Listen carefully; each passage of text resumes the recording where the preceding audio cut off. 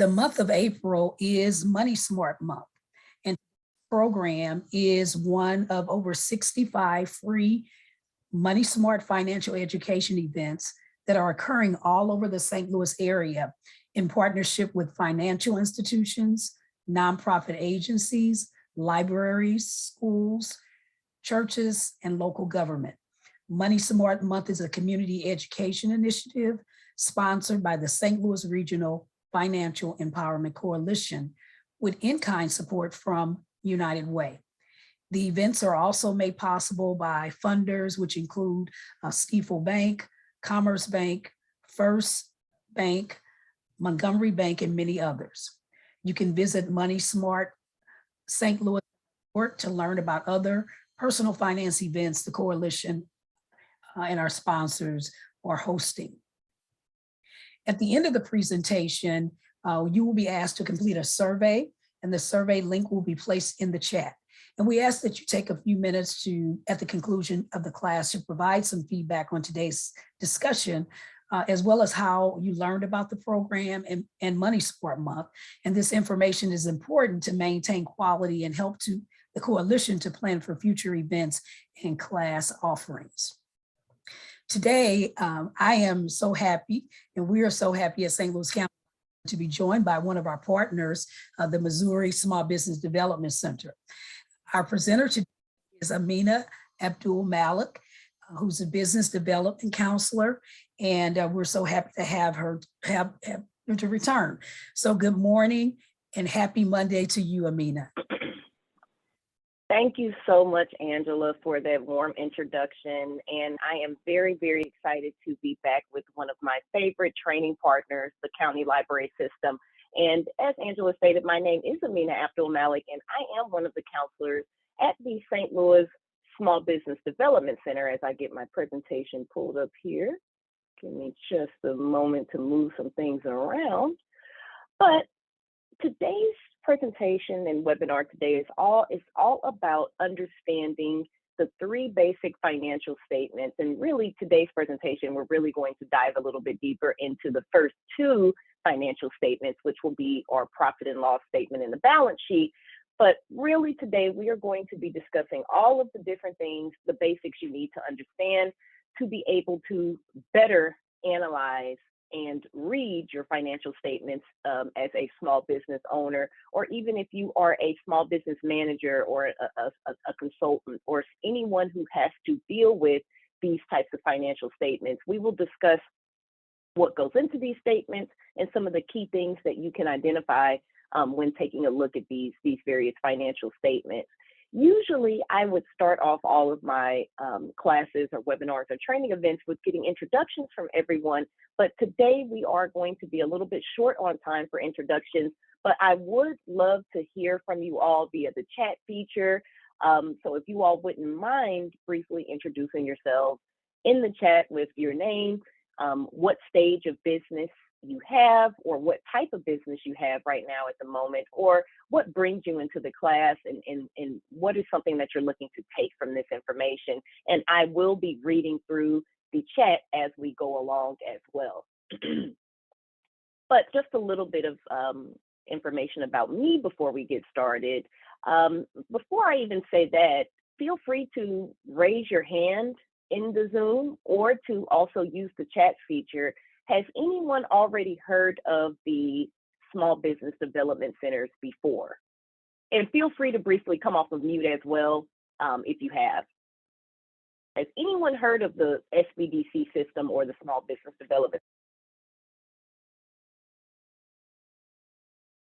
If you have not heard of these centers before, the Small Business Development Centers are a nationwide network of support for entrepreneurs like yourselves who are looking to either start or grow their existing small businesses. We like to think of ourselves as expert generalists, so we assist with things like registration, business planning and development for startups. We also assist with getting you capital ready or lending ready, get you bank ready, prepared to go out and try to access capital for your company, strategic planning or growth planning. If you are successing your business or planning a plan to exit, we assist with that. So everything small business is somewhat up our alley, and we also work with a lot of the other various support organizations here locally for business owners, as well as on a nationwide level. And our program is partly funded and facilitated through the federal government entity, the Small Business Administration. So my background is also in small business. I started off in sales and retail, went over to marketing, and have been doing business development now for 5 years. So I'm very, very passionate about what I do, and that is helping you all start and manage your small businesses. So today's class objectives, we are going to be diving into a bunch of information. So I'm going to try to make sure that I'm not rushing through anything, because there is so much that we could talk about related to understanding your financial statements and better managing your financials for your company. But we are going to start today by identifying some of the key information that you can garner when you start to take a deeper look at your profit and loss statement and your balance sheet. We're also going to learn and calculate a few key financial ratios that we can use from our financial statements to garner more analytical information and to use the financial data that we have from our statements. So we're going to learn about what a financial ratio is, and we're going to learn about some of those key ratios that can help you make better decisions for your company. And then let's read some of these introductions. I see someone has not opened a business yet, so you're still in the learning phase. This is a great place to be for that. We also offer no-cost one-on-one counseling services. So at the conclusion of the class, I'll make sure that you have my contact information so that I am able to send you copies of the slides, as well as give you my contact information if anyone is interested in getting additional counseling services. And so Yinka says that her understanding of financials, or their understanding of financial statements, is from investments. Andy, welcome. Thank you so much for joining. Just wanting to learn a little bit more about financial statements. Also, Jane, thank you so much for joining. And being a project manager for a small nonprofit, this is a great place for you to be, because even though nonprofits are not-for-profit corporations or businesses, they still operate with very similar business models and have very, very, if not exactly similar needs for sustaining financials and having healthy financial management. So thank you for joining us.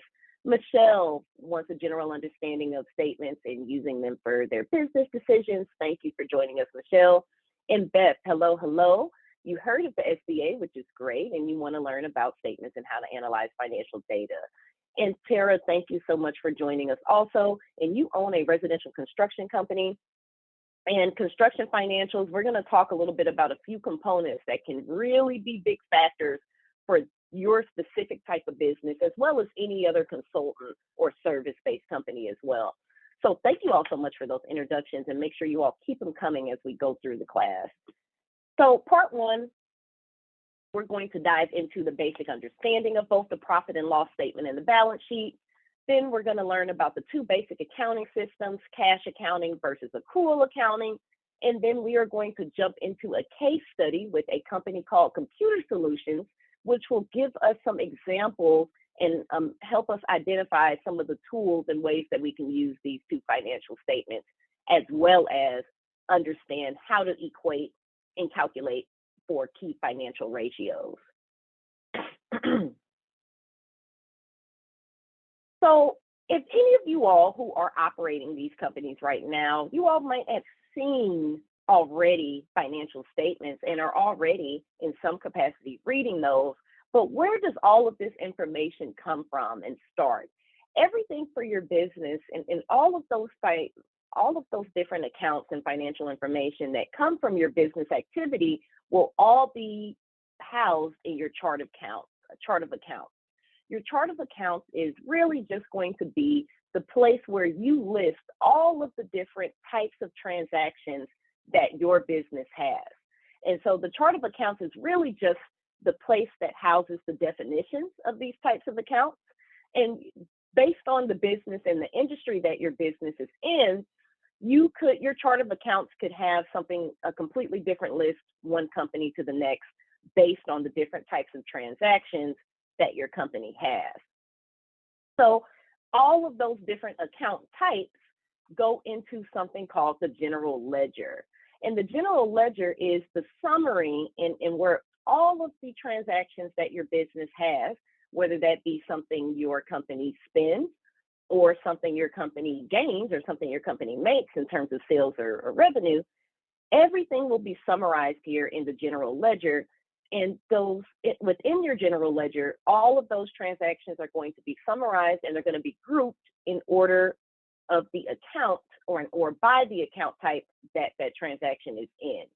So for instance, you are a bakery company and you have one revenue stream, which is all of the sales from the actual brick and mortar bakery, but then you also have a delivery service and you also have a catering arm. So your sales transactions, that's one type of account, but then you can also break that sales account down into 3 different account types. You have your delivery sales, you have your catering sales, and you have your retail sales. So your general ledger is going to be the place where all of your financial transactions are described, and they're going to be grouped by account type. And then once you have that summary and you have that list of all of those transactions available to you, then you're able to make the financial statements that come from that general ledger, as well as gain information about those financial ratios and take all of those transactions to get information that can be used as analysis. So all of those different transactions filter into the general ledger, and then they spit out all of that different valuable information that we can take from the general ledger, including those statements and those financial ratios. We're looking right now at a visual description of what a financial management cycle looks like for every for-profit business out there, or even nonprofits as well. And you know, as business owners right now, and even just as consumers, how much we have to multitask as adults and really as entrepreneurs. And you can see here that when you are starting a business, really when you're starting a business, you're going to be starting off at this bottom left step here, which is predicting future performance. And that involves creating a cash budget and creating something called pro forma statements. Pro forma statements, if you hear that term anywhere, that term is really interchangeable for financial projections. So pro forma statements are those financial projections and those projections of what you believe will occur within your company's financial performance. And so when you hear that term, it's just one of those interchangeable terms. But when you're starting a business, you're starting off from the steps of predicting future performance. But when you are operating your company, you really begin to multitask and go through the different components of the financial management cycle seamlessly here. And so you will be predicting future performance using a cash budget, using your pro forma statements and those financial projections that you've come up with before. And then you'll also be at the same time documenting past performance. You will be maintaining your current financial statements, which will be that profit and loss statement and that balance sheet we're going to take a deeper look at here shortly. But you will at the same time be predicting future performance at the same time that you are still documenting your past performance.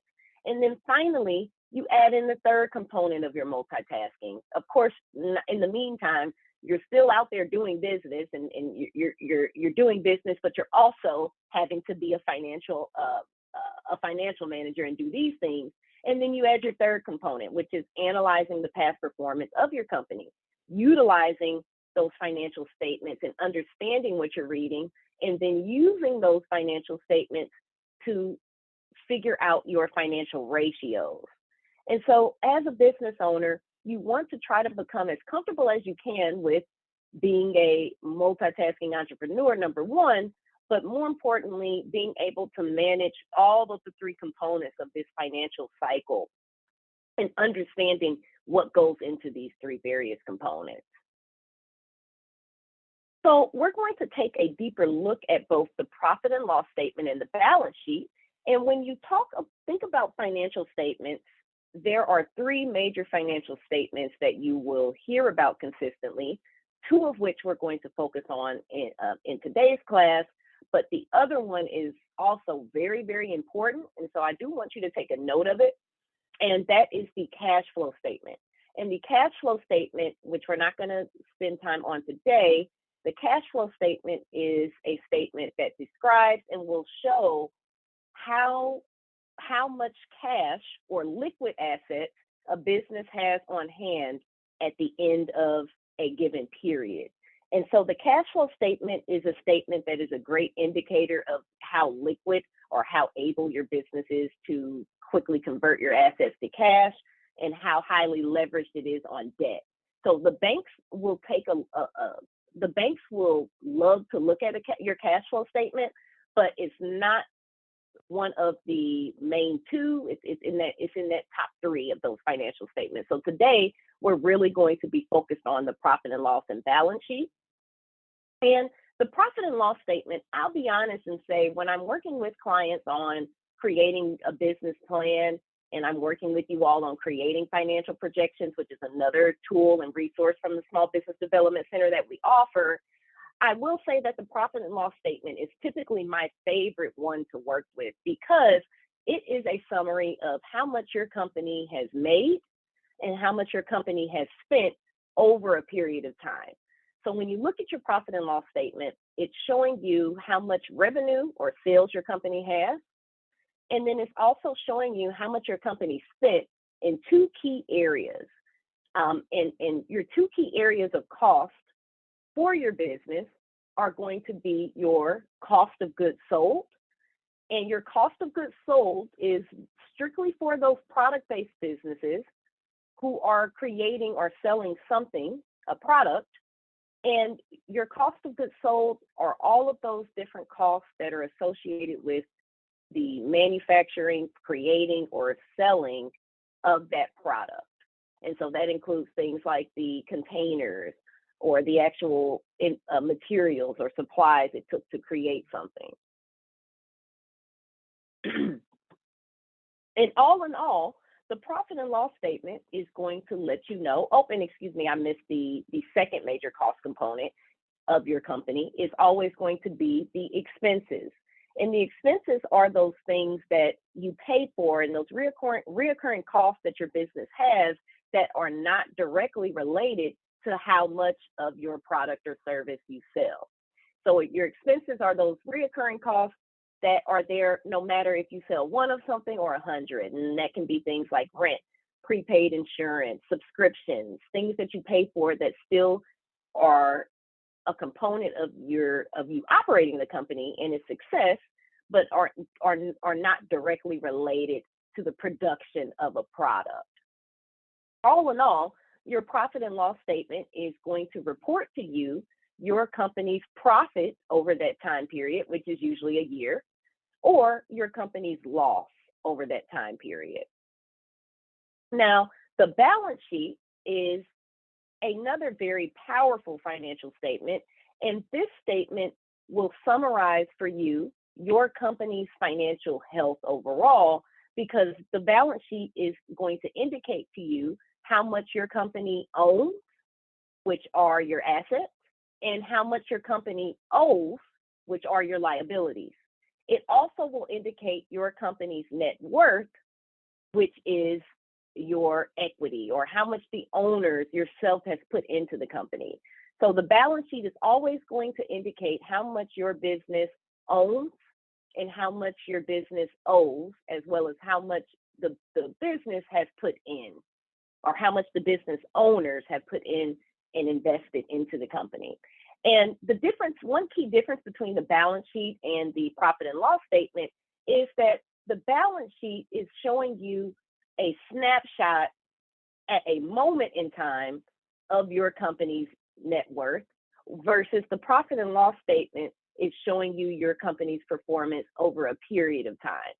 And that's kind of one of the other reasons why at first glance, I'll always take a look at the profit and loss statement first, because I can tell a story with that profit and loss statement. And then I'll use that information and come over to the balance sheet to confirm and tell me more about why some of that information in the profit and loss may be occurring. And we're going to take a look at these two statements here very, very shortly. Any questions so far just about the basic setup of both of those statements? All righty. And before I get into this profit and loss, thank you, Linda, also for joining us. And hopefully you are able to take some things back with you to your patrons as well. So thank you, Linda, for joining us as well. We are looking at, on this slide, an actual profit and loss statement for a company called Computer Solutions. And there are a few different things we're going to take a look at on the profit and loss statement. But the first thing we can identify is that the profit and loss statement is going to be a simple report of how much your company made and how much your company spent. And that's going to be your revenue and your expenses. Note that profit and loss statements are also sometimes known as income statements. And the reason why that is because ultimately what you are getting at the conclusion in the last line item or last account on your profit and loss statement is going to hopefully be, if you are profiting, a net income. And if you are not profiting, then that will obviously be a negative net income or a net loss. But ultimately, if you see the term income statement, it is the same thing as your profit and loss statement. The terms are used interchangeably. We know that the income statement is reporting profit and loss. So those two terms are used for the statement interchangeably. I switch up the term that I use myself. Sometimes I'll call it a profit and loss statement, and sometimes I'll call it an income statement, but both are the same thing. And we know that this statement is reporting the revenue and expenses of a company. These income statements are required for tax purposes, and ultimately, as I've stated here, it is ultimately showing your net income here. And that is the conclusion of the profit and loss statement. But let's take a deeper look to figure out how we get to that net income. So this is not the most detailed view that you will have of an income statement. And what you will see is, let me turn my pointer on here. And when you look at the income section here, typically when you're looking at your income statement and you're putting one together, or you're using QuickBooks for your company and you run a report and you create an income statement, your income will have a little bit more detail than this, and your income and your net sales will be actually broken down into those different revenue streams. So if this was that bakery company, we may see internet sales, we may see catering sales. All in all, you'll take all of those different revenue streams or sales and get your net sales number here. Then we have a total income number here, but we need to start subtracting all of those different costs associated with doing business from that total income number that we have here. And the first way to do that, I'm terrible with my pen here, so excuse me, is going to be by eliminating that cost of goods sold. And so the cost of goods sold, we see that the company Computer Solutions made around $628,000 in terms of sales, but they spent around $364,000 here on selling or producing those goods that they sold.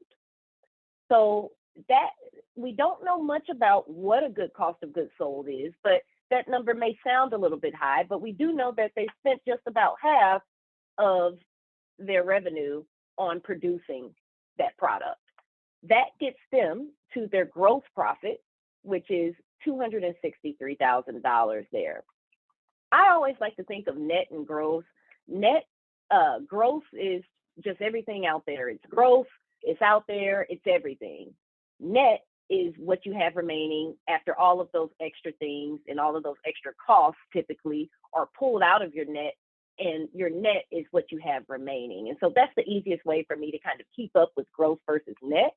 But you see here that after they've paid and paid their cost of goods sold and paid for everything it took to make the actual product, they have that $263,000 in gross profit. But we know that there are other costs associated with doing business, and those are your expenses, which are those reoccurring costs associated with Computer Solutions operating the business day to day. Now, when you're looking at your expenses for your business, depending on which template or platform you're using to create these statements, whether that be an Excel spreadsheet or QuickBooks or something else, you may see different categories listed here within these within the expenses.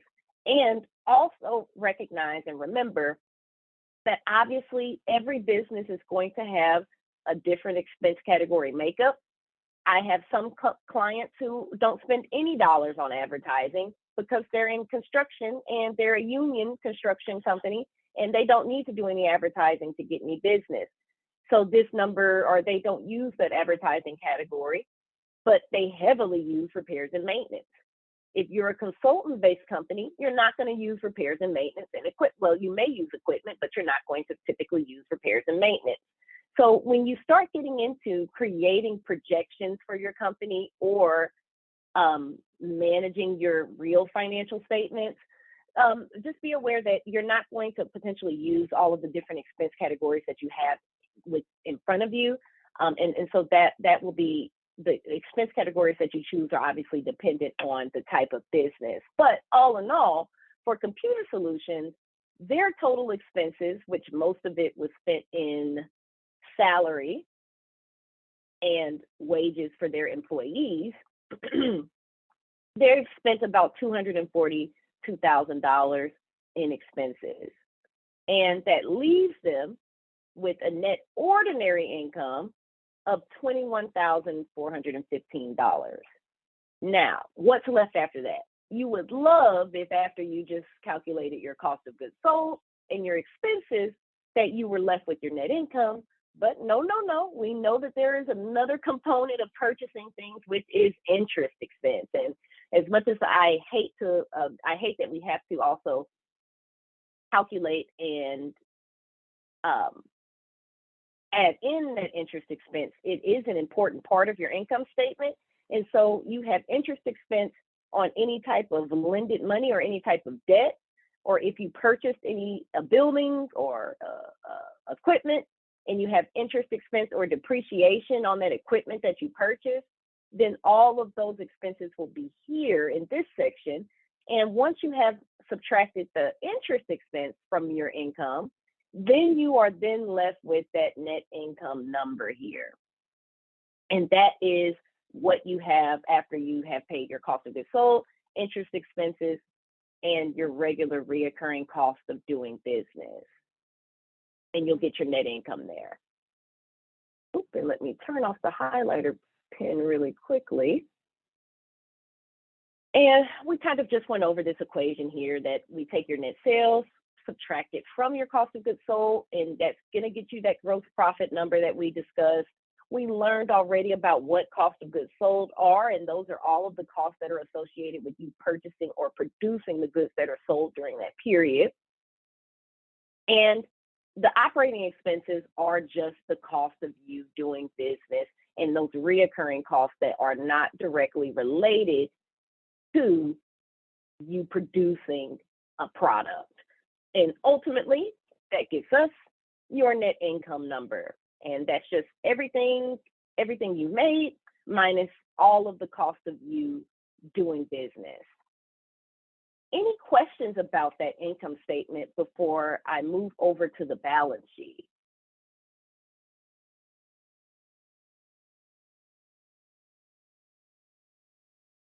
Okay. So taking a look at Computer Solutions balance sheet, we can see that as we talked about before, when we introduced these financial statements, that this is a moment in time. Now, the income statement, if we go back, was for January through December. The balance sheet we can see is as of December 31st. So the balance sheet is giving us a snapshot moment of your company's health. And a few things we can note here on the balance sheet. First, the asset section. The balance sheet is always going to start off with a description of everything that your company owns, which are its assets. Now, one thing we can note about every section within the balance sheet is that every different account type, your assets and your liabilities and equity, are going to be organized in order of liquidity. Anyone want to tell me, feel free to come off of mute or type in the chat if you're familiar with the term liquidity when it comes to small business. Very, very helpful term for you as you are operating your businesses. And it's a term that if you're not thinking about it and being familiar with it now, is something that I highly recommend becoming familiar with and making sure that as you are analyzing your financials more, you're comfortable with and you're trying to increase. Thank you so much, Nancy. It is great definition here. Liquidity is cash or quick, easily becoming cash available, or easily, something that's easily able to be translated over to cash. And that is completely correct. A liquid asset is an asset that can be quickly and somewhat easily converted over to cash.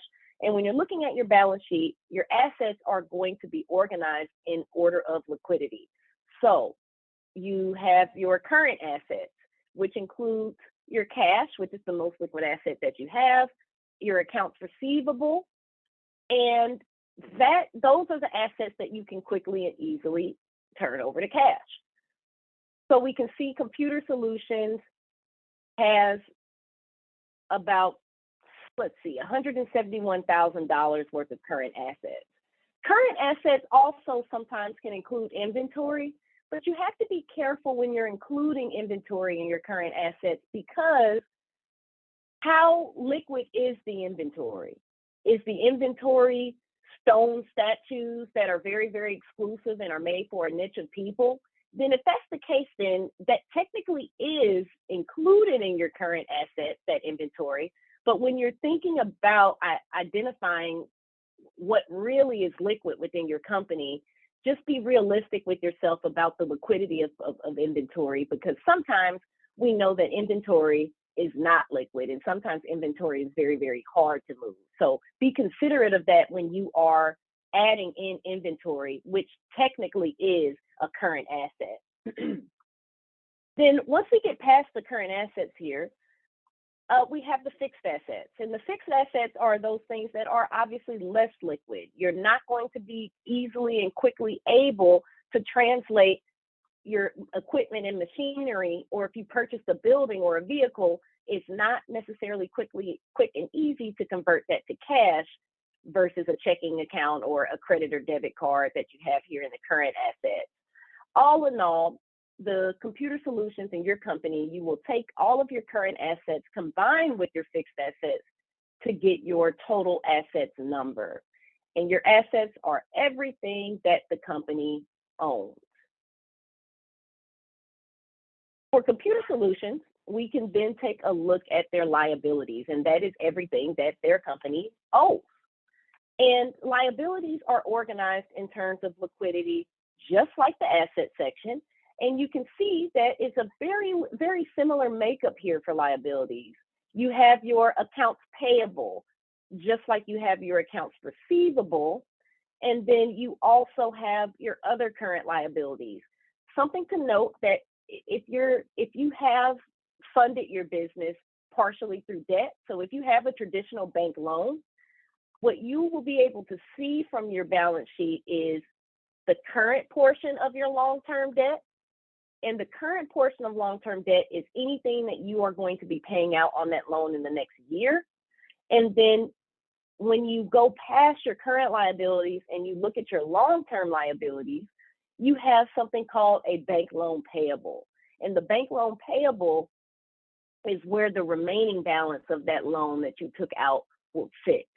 So typically, if you have received a bank loan or any type of formal lending for your company, only the portion of that you are going to be paying on in the near future will sit in that current liability section.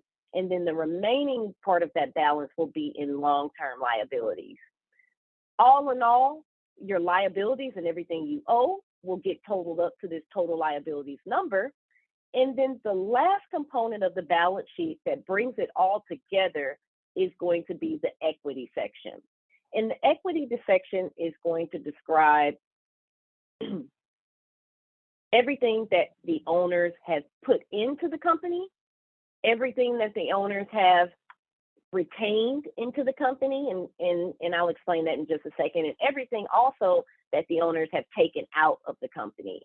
So under the equity section, we have owner's draws. And when you are a single member LLC, there are two ways to pay yourself.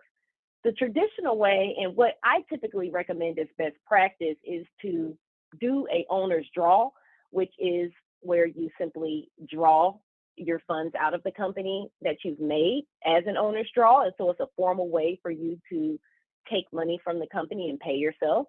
And then you can also pay yourself as an employee, which gets a little bit murky. And so I typically don't recommend that way of paying yourself as a LLC owner.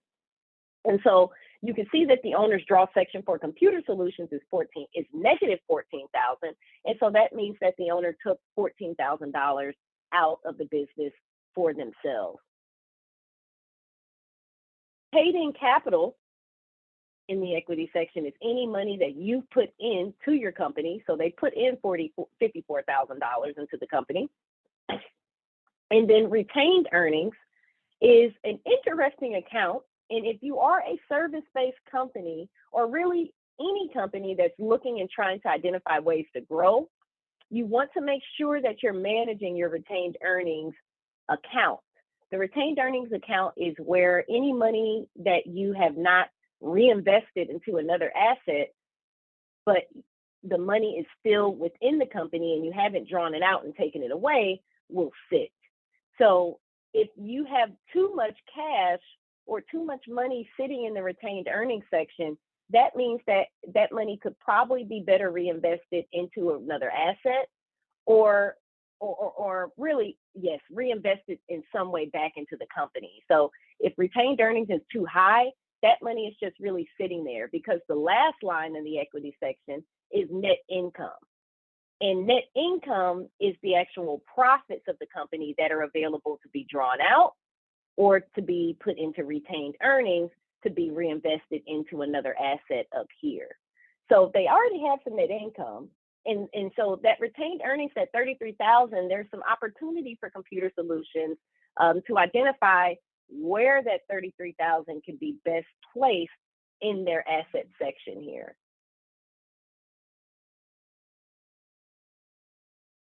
And one thing that you will see when you look at any balance sheet, and if you look at your balance sheet or you put one together for your company and this is incorrect, you'll know that something is wrong.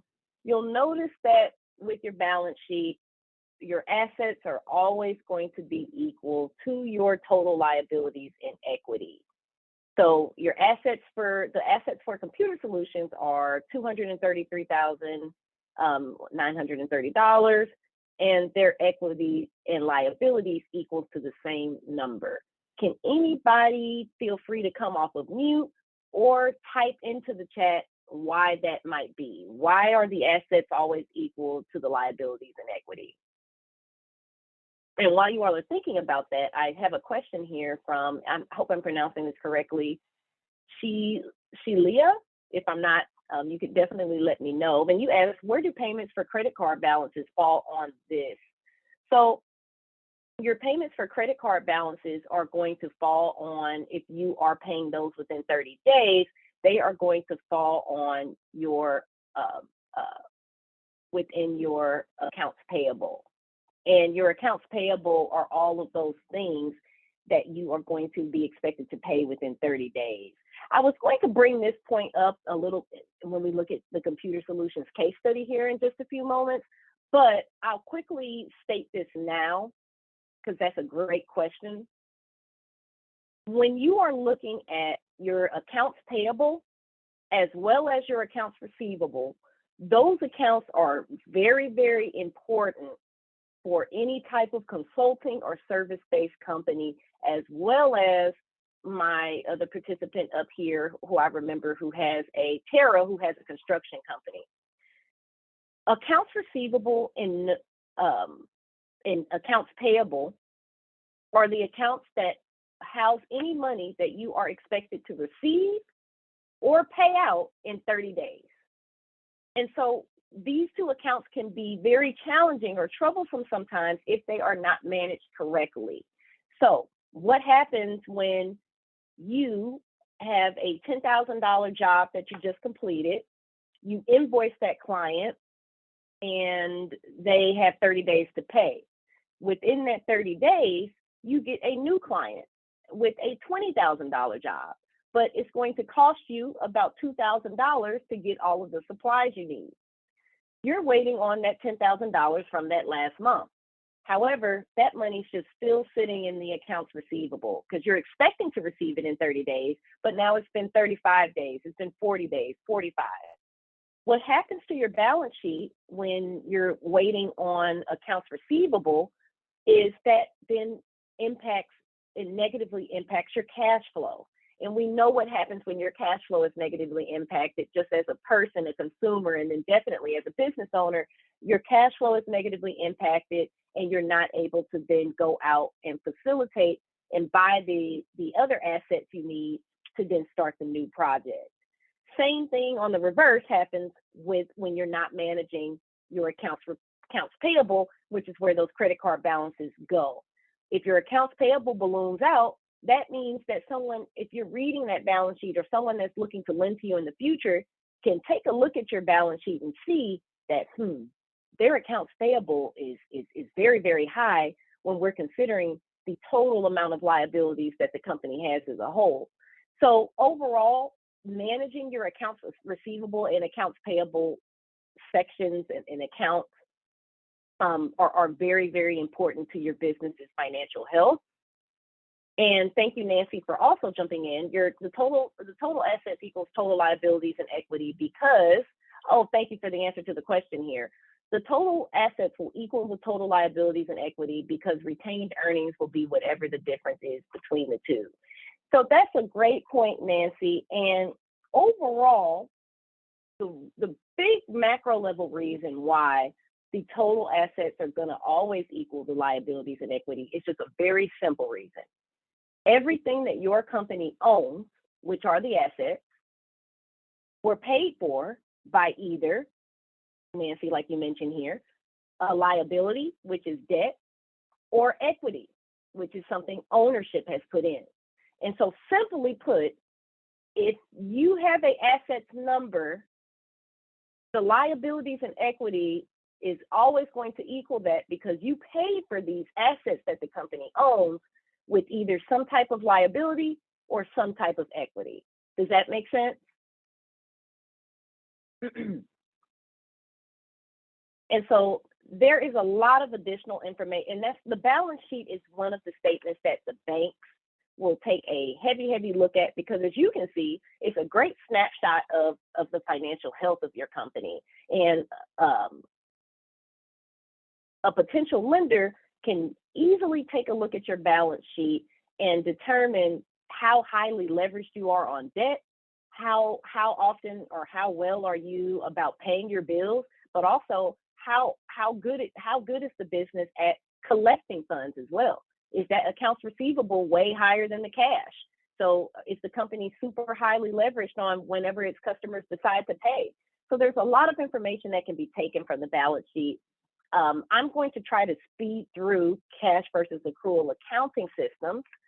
But the main thing to note about these two accounting systems is that the cash accounting system records the value of your transactions exactly when the cash is actually changing hands and flowing in and out of the business. Accrual accounting takes into consideration and the different variables within a transaction that can occur and records the value of a transaction when at the time of the transaction versus when the cash is actually flowing in and out of the business. And so let me show you all just a quick graphic here. And so this is kind of a description of how accrual accounting works. And when you are using the cash accounting system, which is just a simple accounting system, it only accounts for the blue items on the slide. The cash exchange or the the transaction is recorded at the time that cash is handed over. So when you get the supplies, when you pay for supplies, and when you get paid for the item and sell it. But the accrual accounting system is a much more accurate version of accounting because it accounts for how and when you pay for these things and when you collect money for these things. And so with accrual accounting, revenue and expenses are recognized and recorded when they occur. And with cash accounting, these line items aren't documented until the cash actually exchanges hands. So cash basis accounting is a little bit easier and simple, but accrual accounting is just a much more accurate portrayal of a company's health because it includes those times where you're waiting to pay or you're waiting to receive payment, and it adds in those accounts receivable and accounts payable sections. And so accrual accounting is going to be the most common used accounting system, but cash accounting is sometimes still used for those very, very basic, simple businesses. But even in those cases, we still recommend using accrual accounting. Feel free to post any questions in the chat that you had about those two accounting systems as we move into taking a deeper look at the computer solutions balance sheet. So we know that the profit and loss statement or income statement is telling us how your business is doing. It also is a great indicator of your business's profitability in a given time period. And you can use the information in your income statement to make decisions on how to price things. Also, if there are any improvements or opportunities that can be made for margin maintenance, or if there's anything that can be changed with your expense control. But to be frank with you, it's very, very hard to take a look at a financial statement and just get all of this information. And so we need to find some tools to make navigating, reading, and analyzing these statements a little bit easier. And one of those tools that we can use is going to be called a common size statement. And what we're looking at right here, before we take a look at the common size statement, it's just a year-over-year comparison for the computer solutions company looking at their profit and loss. Before we take a look at what a common size statement is, and we have a better way to analyze this year-over-year comparison, there are a few things that I quickly noted just by glancing at these numbers. Number one, if we look at their cost of goods sold, they started this year-to-year comparison in 2001, went all the way to 2004.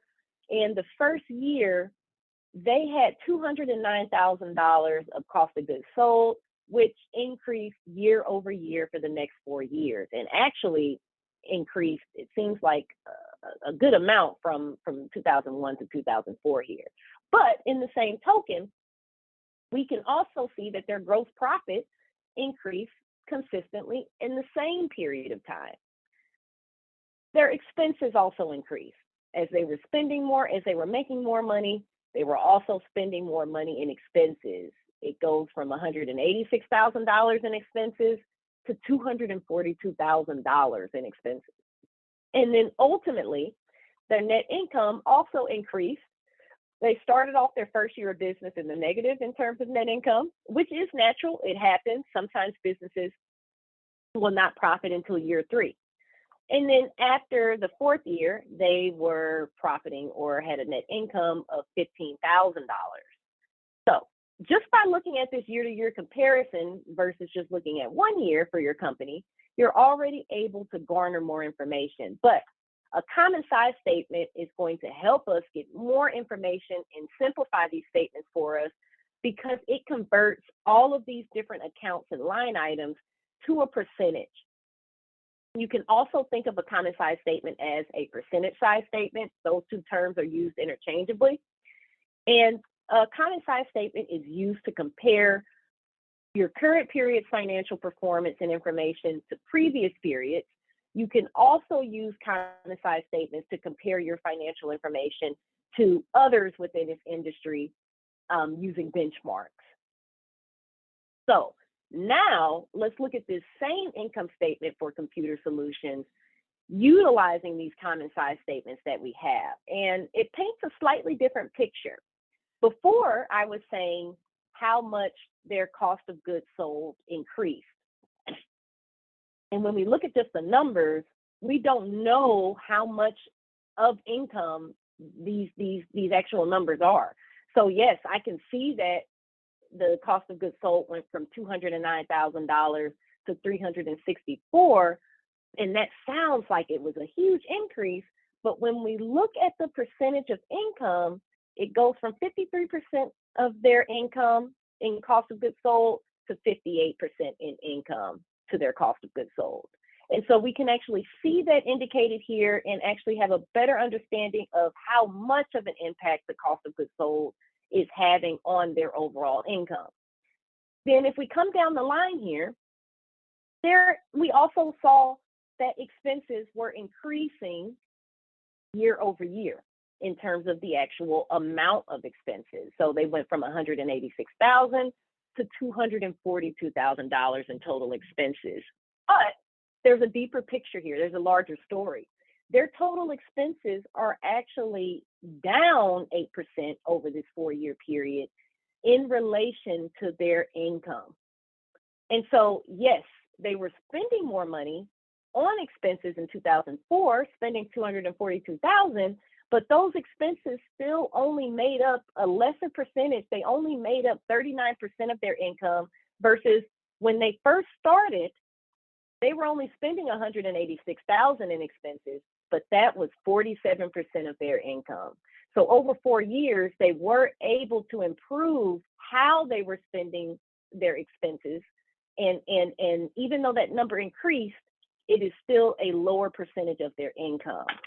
And then finally, we can see from a percentage level how much their company has profited or how much profit they have within their net income. And we see that the net income that they have after everything is said and done and they spent on their cost of goods sold and their expenses is only 2% right now. It's 2%, but it is up from where they started, which is negative 2%.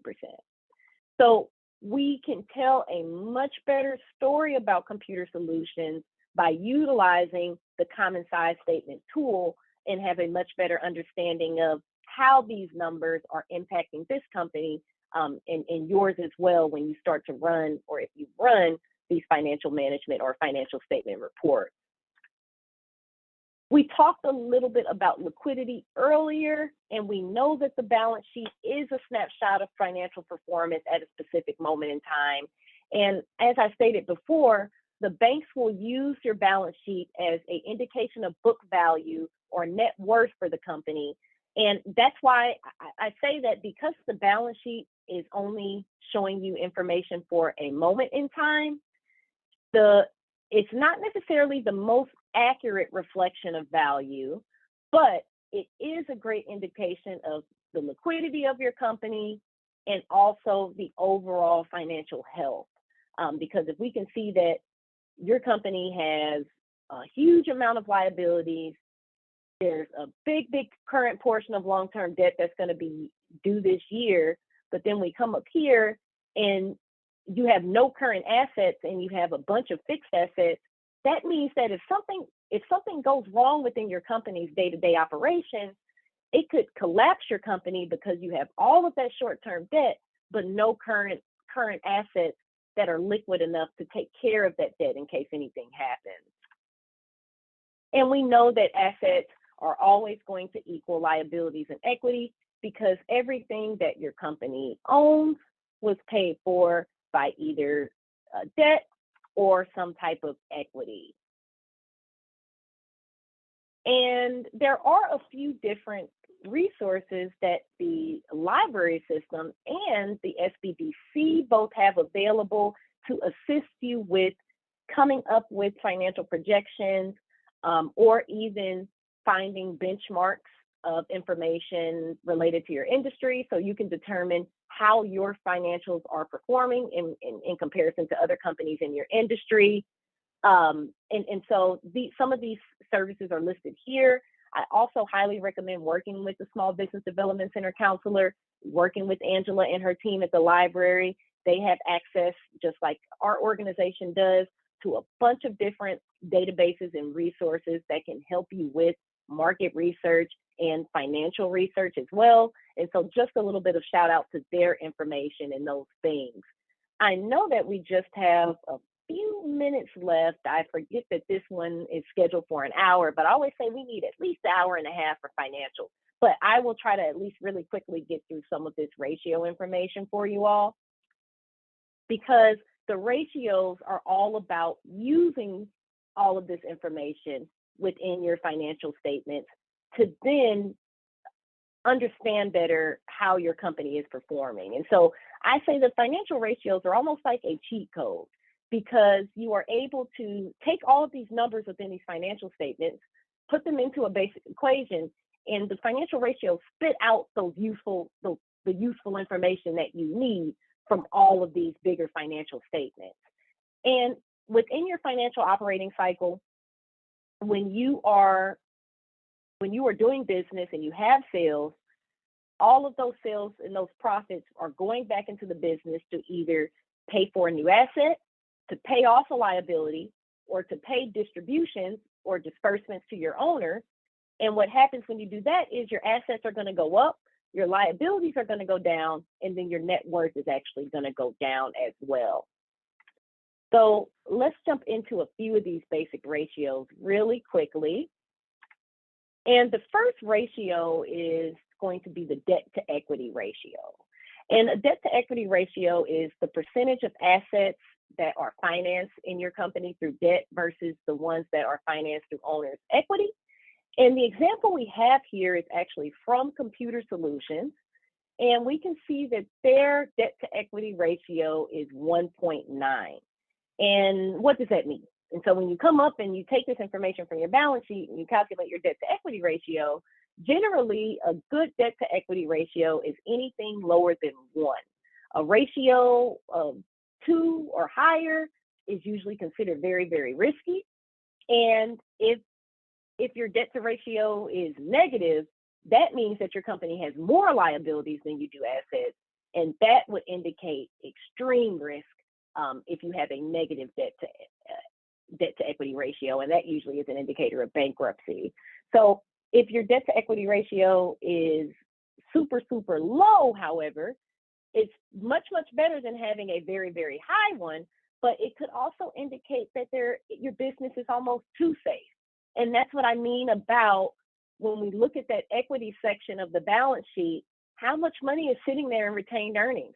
Are you making money, but not necessarily reinvesting that money back into another asset? Is there not enough risk to equate enough return? The next ratio, which is a great indicator of the liquidity of your business, is the current ratio. And the current ratio describes the percentage of your current assets, and we know which ones those current assets are now on the balance sheet, versus your current liabilities. And for Computer Solutions, they have a current ratio of 1.95, and typically a good current ratio is anywhere between 1.2 and 2. And if your current ratio is 2, that means that your business has over 2 times more current assets than you do liabilities to cover its debts. And if your current ratio is below 1, that means that you don't have enough liquid assets to cover your short-term liabilities. And having a 1-to-1 ratio, it means that you have just enough current assets or liquid assets to cover those current liabilities or that short-term debt that your business has. And so keeping up with your current ratio, trying to strengthen or increase the current ratio is going to be a great indicator of your liquidity, and something that if you are a product-based business is very, very important to manage as well. I will close out by talking about a days receivable ratio, because we talked about days receivable and days payable and how important it is to manage both of those accounts. And I wanted to just close out on the days receivable ratio, because there's a ratio that tells us the average number of days it takes your customers to pay. and Computer Solutions is 63.88 days. And that indicates that they are typically a little bit slow collecting payments from their customers. A good accounts receivable average is typically 30 days, but then again, it is very dependent on your industry. If you have a very low days receivable ratio, that means that you are collecting payments very quickly from your customers. And there is also a days payable ratio. And keep in mind that, yes, it's very, very good to have a low days payable ratio, but in the same token, understand that there is different averages with different industries. And if you are paying your bills at 35 days, or excuse me, if you're paying your bills at 40 days on average, but you do an industry report, you get an industry report and see that your industry benchmark for days payable is 60, then that means that not necessarily that you are paying too quickly, but it could mean that you have an opportunity to utilize those funds in a different way to maximize the benefit. And so obviously you don't want to have a high DPO, but there is opportunities if you have a lower DPO than the industry standard. So just something to kind of note as well, for those of you who are going to be looking at your ratios. Lastly, return on equity, really, really quickly, another very important one, because this ratio describes the rate of return for the amount of investment you put into the business, which means your equity ratio will describe how much you are getting back essentially from your company on average in comparison to what you've invested. And so if you have a very, very high return on equity ratio, you're typically receiving good profits compared to your investment, but it could mean that your business is very, very much leveraged on what you put in. If you have a very, very low return on equity ratio, it could indicate that your business is maintaining too much equity.